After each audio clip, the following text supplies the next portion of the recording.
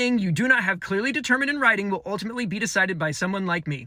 I love this. It perfectly encapsulates why having a contract that is thorough and well thought out is absolutely necessary. I have a band that primarily does private events, and the contract that we have built over the past 10 years is pretty watertight in most situations.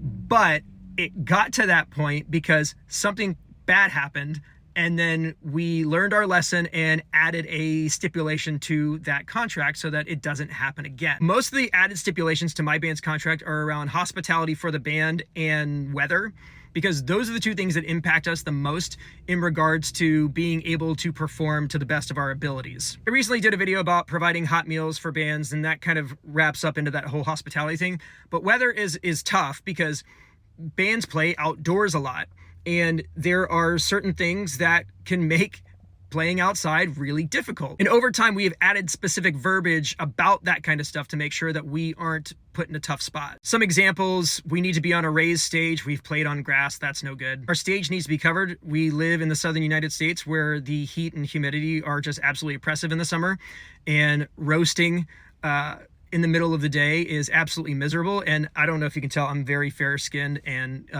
getting sunburnt is a real very distinct possibility.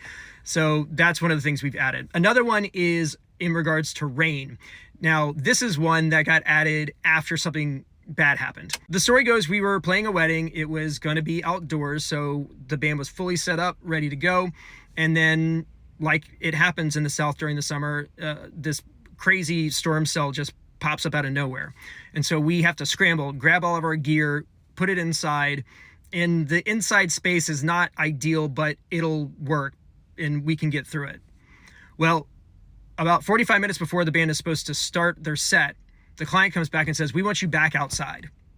So they wanted us to tear down our gear a second time to move it back to the original location. And we didn't have any way to really push back on that. So after that happened, we added a stipulation to the contract that says every gig will have a rain contingency location, and we will only tear down and relocate one time. And there's a bunch of other things that are in that contract that make sure that the musicians are taken care of, and that people like this aren't the ones that end up having to make those decisions for you. If you have any questions, leave those in the comments. Thanks for dropping this one, and like and follow for more.